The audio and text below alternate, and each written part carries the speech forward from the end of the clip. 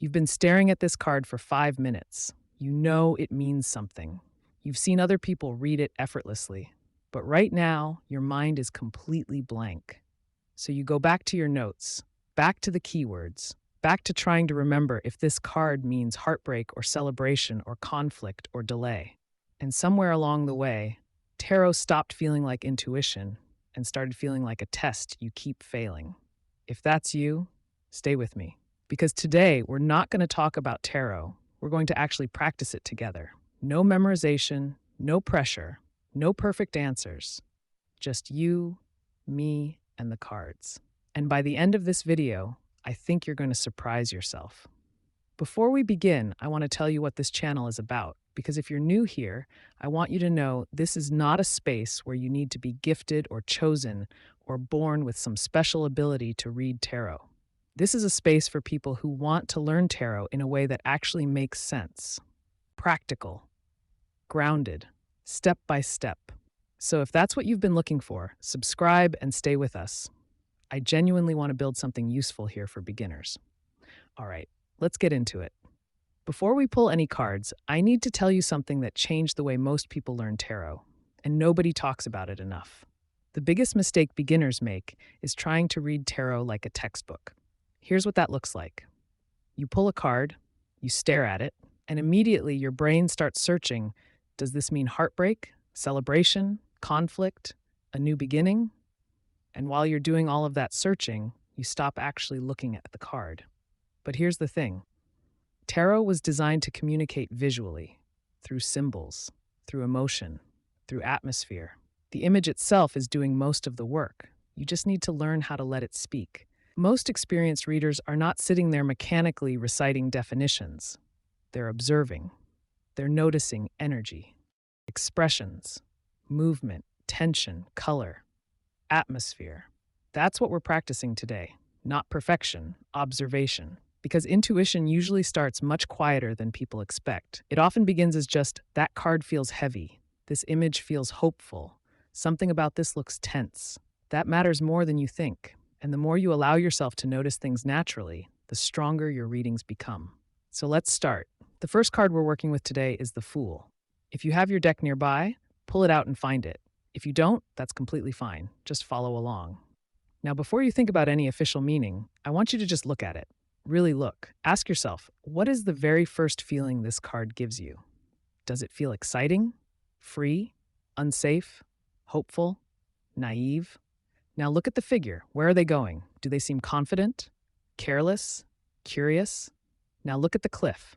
Pause for a second. How does that one detail change the feeling of the entire card? And notice the small dog beside them.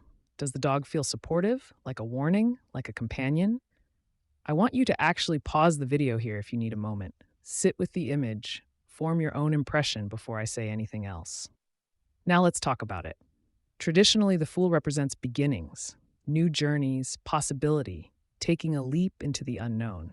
But notice, how much of that did you already feel before I said a single word? You saw movement forward. You saw openness. You saw uncertainty. The card already told you a story. And this is something really important.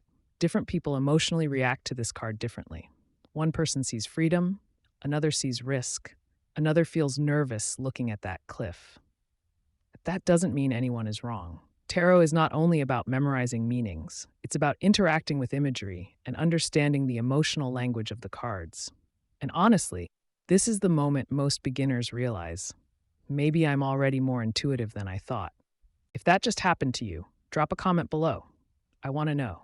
Let's go deeper now.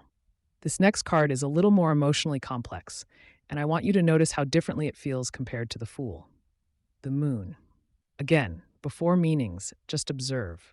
What atmosphere does this card create? Does it feel calm, confusing, mysterious, emotional? Notice the path winding through the card. Notice the moonlight. Notice the animals on either side. Notice how the whole card feels almost dreamlike.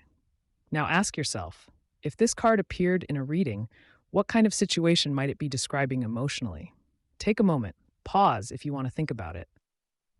Traditionally, the moon relates to illusion, uncertainty, emotions, intuition, hidden truths, things that are not fully visible yet.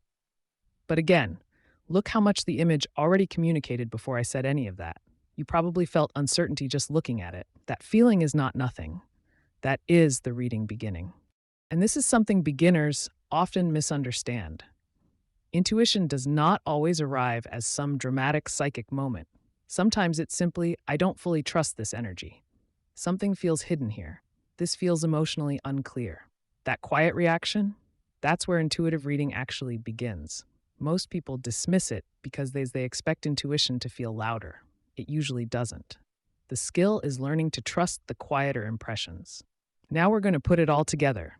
This is where most beginners start feeling overwhelmed, but I promise it becomes easier when you slow down and stop rushing toward a conclusion. We're going to do a simple 3-card reading together. Card 1, the situation. Card 2, the challenge. Card 3, the advice. That's it. Nothing complicated. And if you're a beginner, 3 cards done slowly and thoughtfully will make you a stronger reader than 10 cards done in a panic. Let's begin. Situation card. 2 of Pentacles. Take a moment. What do you notice first? Movement? Balance? Someone trying to juggle too many things at once? The card already visually communicates instability, multitasking, trying to keep everything going at the same time. Challenge card. The Hermit. Completely different energy, slower, quieter, solitary, reflective. Now ask yourself, how do these 2 cards interact with each other?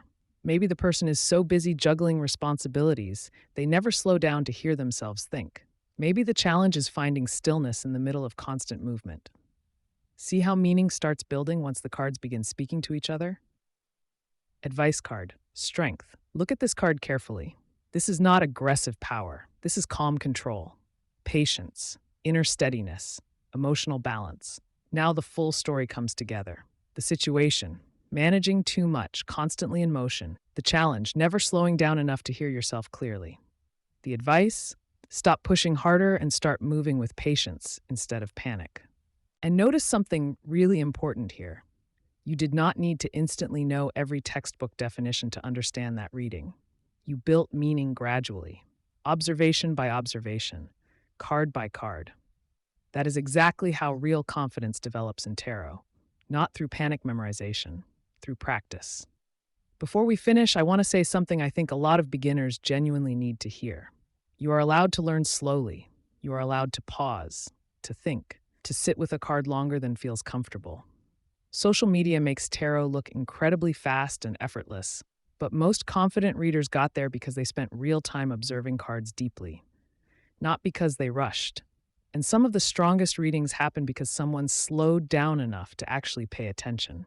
Your relationship with tarot builds gradually, naturally, 1 card at a time. So before you go, I want you to do one thing. Go to the comments right now and tell me, what was the very first thing you noticed in one of the cards today? Not the official meaning, your actual first impression. Maybe it was a color, a facial expression, a feeling, something that seemed small or random. Write it down, because those first impressions are more important than most people realize, and I genuinely want to read every single one. If this practice helped you feel even a little more confident with tarot, give this video a like. It genuinely helps more beginners find this channel, and it tells me this kind of content is worth making more of. And if you want to keep practicing, subscribe and stay with us here. We're building something really grounded and practical for people who want to learn tarot without the overwhelm. There's a lot more to explore together. I'll see you in the next one.